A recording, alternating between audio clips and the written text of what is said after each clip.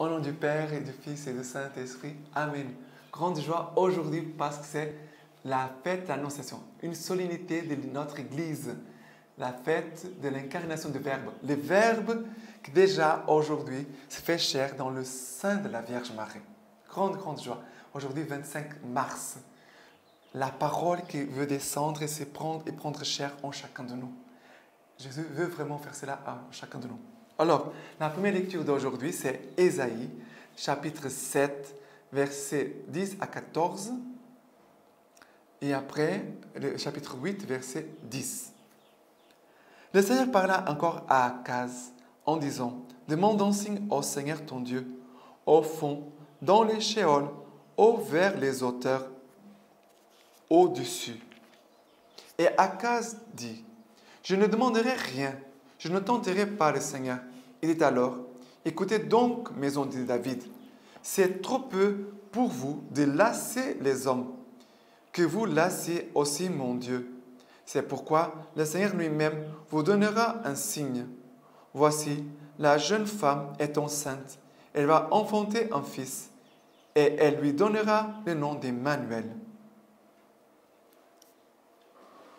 Faites un projet, il sera anéanti. Prononcez une parole, et elle ne tiendra pas, car Dieu est avec nous. » C'est magnifique, c'est très beau. Ici, le verset 10, il dit à nouveau Emmanuel, Emmanuel, Emmanuel, Dieu avec nous. Mais Seigneur, regardez, même si Akaz ne voulait pas demander un signe, par manque de foi, le Seigneur, dans sa bonté, dit, voilà les signes que je vous donne. Voici, la jeune femme est enceinte, elle va enfanter un fils, et elle lui donnera le nom d'Emmanuel. Ça veut dire Dieu avec nous. Voilà cette prophétie qui, depuis des siècles, va accompagner le peuple d'Israël et qui va s'accomplir maintenant dans la vie de la Vierge Marie. Dieu a préparé la Vierge Marie pour qu'elle puisse être la demeure de Dieu parmi nous. Ce tabernacle, c'est cette demeure sainte de Dieu. Mais n'oubliez pas, bien sûr, c'est la Vierge Marie qui va être la mère de Jésus. Mais n'oubliez pas que ce mystère, Dieu va aussi le réaliser en chacun de nous. Le Verbe doit habiter en nous, demeurer en nous et de grandir en nous. Comme Jésus va être engendré, comme nous tous, nous avons été engendrés dans le sein de nos mères, de nos mamans, tout petit, qu'après a grandi, jusqu'au moment qu'il va naître. Mais Jésus veut aussi être engendré en toi et grandir en toi. Et aussi que dans ta vie, tu puisses aussi le donner aux autres. C'est la dimension missionnaire. Dimension contemplative, accueillir les verbes, prier, garder les verbes. Et après la dimension missionnaire, donner les verbes, annoncer, témoigner les verbes. OK? Après, le psaume d'aujourd'hui, c'est le psaume 40. Le psaume 40, 39. Il dit comme ça. « Tu ne voulais sacrifice ni oblation. Tu m'as ouvert l'oreille. Tu n'exigeais holocauste ni victime. Alors j'ai dit, voici, je viens. Au rouleau du livre, il m'est prescrit de faire tes volontés. Mon Dieu, j'ai voulu ta loi au profond de mes entrailles. J'ai annoncé la justice du Seigneur dans la grande assemblée. Vois, je ne ferme pas mes lèvres. Toi, tu le sais. Je n'ai pas scellé ta justice au profond de mon cœur. J'ai dit ta fidélité, ton salut. Je n'ai pas caché ton amour et ta vérité à la grande assemblée. Voilà, c'est versets 7 à 11.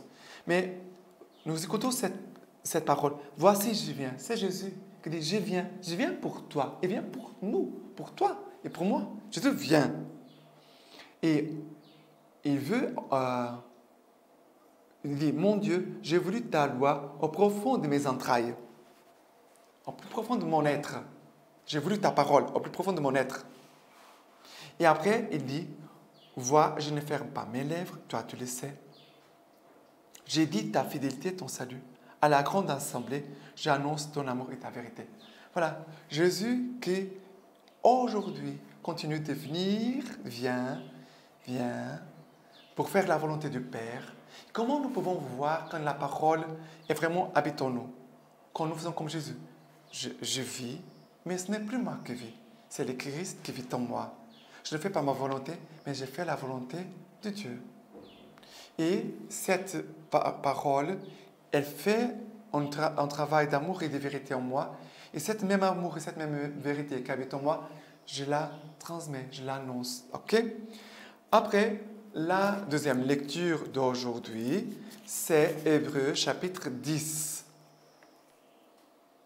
En effet, du son des taureaux et des boucs est impuissant à enlever des péchés. C'est pourquoi, en entrant dans le monde, le Christ dit, « Tu n'as voulu ni sacrifice, ni oblation, mais tu m'as façonné un corps. Tu n'as agréé ni holocauste, ni sacrifice pour les péchés. Alors j'ai dit, voici, je viens. Car c'est de moi qu'il est question dans le rouleau du livre, pour faire, ô Dieu, ta volonté. » Il commence par dire, sacrifice, oblation, holocauste, sacrifice pour les péchés, tu ne les as pas voulu ni agréés. Et cependant, ils sont offerts d'après la loi.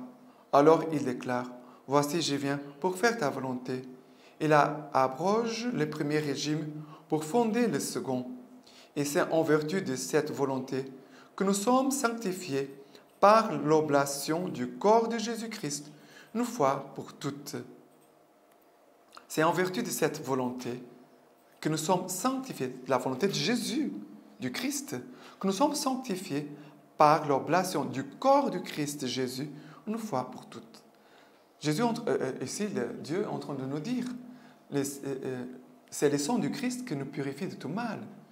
Jésus, il vient, comme il est écrit dans le rouleau du livre. Vous savez, toute la Bible, elle nous parle de Christ. C'est pour ça que quand nous sommes en train de lire même l'Ancien Testament, le Nouveau Testament, on doit toujours dire, mais qu'est-ce que ce passage me montre du visage de Christ? Qu'est-ce que ce passage me parle du Christ, de l'action du Christ, de la mission du Christ dans ma vie? Car Jésus vient accomplir une mission dans notre vie, dans la vie de chacun de nous. Cette vertu, cette mission ici, c'est de nous sanctifier par l'oblation de son corps, de nous sanctifier, de nous purifier par sa parole. Ça, c'est là l'action de Jésus qui vient pour nous sanctifier, nous purifier de nos péchés par sa parole. Par son sang, nous sommes sanctifiés, nous sommes rachetés de nos péchés. Et par sa parole, nous sommes purifiés. Nous entrons dans la connaissance de Dieu. OK? Et l'évangile d'aujourd'hui, l'évangile, c'est Saint Luc, chapitre 1, à partir du verset 26. Le 6e mois, l'ange Gabriel fut envoyé par Dieu dans une ville de Galilée du nom de Nazareth à une vierge fiancée à un homme du nom de Joseph, de la maison de David. Et le nom de la vierge était Marie. Il entra et lui dit, « Réjouis-toi, comblée de grâce, le Seigneur est avec toi. » À cette parole, elle fut toute troublée et elle se demandait ce que signifiait cette salutation. Et l'ange lui dit, « Sois sans crainte, Marie, car tu as trouvé grâce auprès de Dieu. Voici que tu concevras dans ton sein et tu enfanteras un fils, et tu l'appelleras du nom de Jésus. Il sera grand, il sera appelé fils du Très-Haut. Le Seigneur Dieu lui donnera le trône de David, son père. Il régnera sur la maison de Jacob pour les siècles, et son règne n'aura pas de fin. » Mais Marie dit à l'ange, « Comment cela sera-t-il, puisque je ne connais pas d'homme ?» L'ange lui répondit, « L'Esprit Saint viendra sur toi, et la puissance du Très-Haut te prendra sur son ombre. C'est pourquoi l'être saint qui naîtra sera appelé Fils de Dieu. Et voici qu'Élisabeth, ta parente, vient elle aussi de concevoir un fils dans sa vieillesse. Et elle en est à son 6e mois.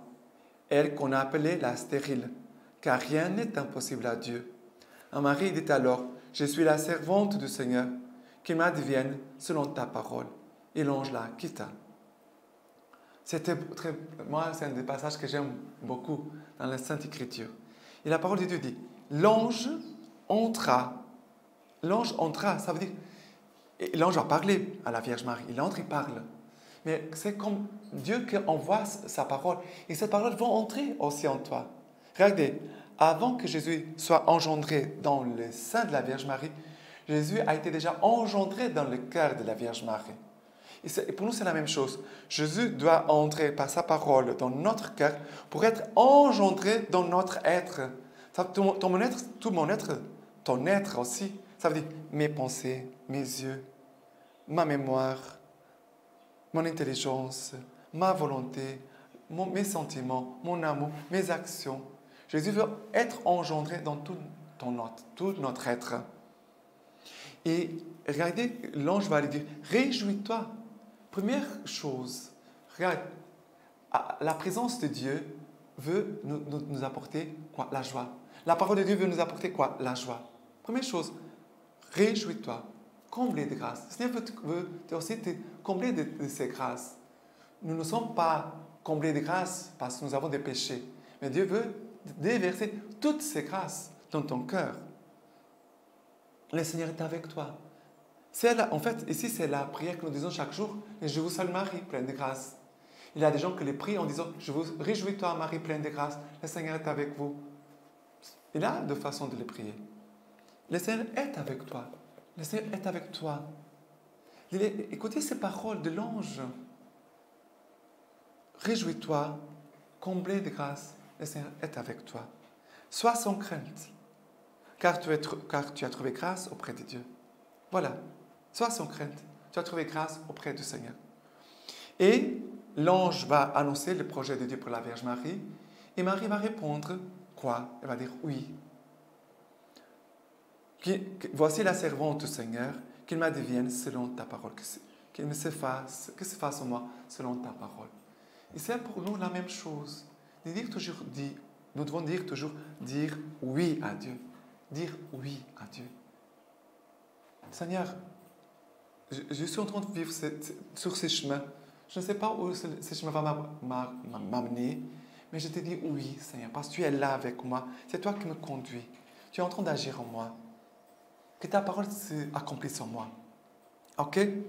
Et la lecture patristique d'aujourd'hui, c'est le Verbe fait chair, l'être de Saint Léon le Grand.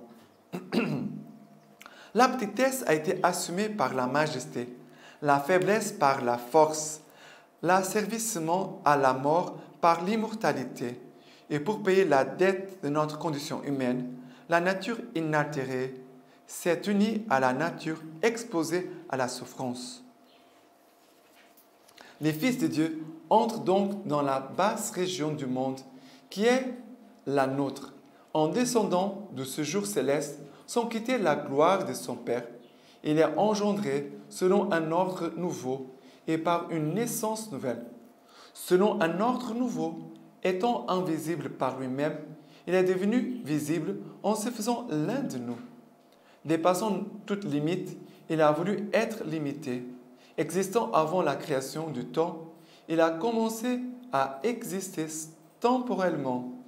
Le Seigneur de l'univers a adopté la condition d'esclave en plongeant dans l'ombre la grandeur infinie de sa majesté. Le Dieu inaccessible à la souffrance n'a pas dédaigné d'être un homme capable de souffrir, et lui, qui est immortel, de se soumettre aux lois de la mort. C'est un seul et même être, il faut le dire souvent, vraiment fils de Dieu et vraiment fils d'homme. Dieu, par le fait qu'au commencement était le Verbe, et le Verbe était avec Dieu, et le Verbe était Dieu.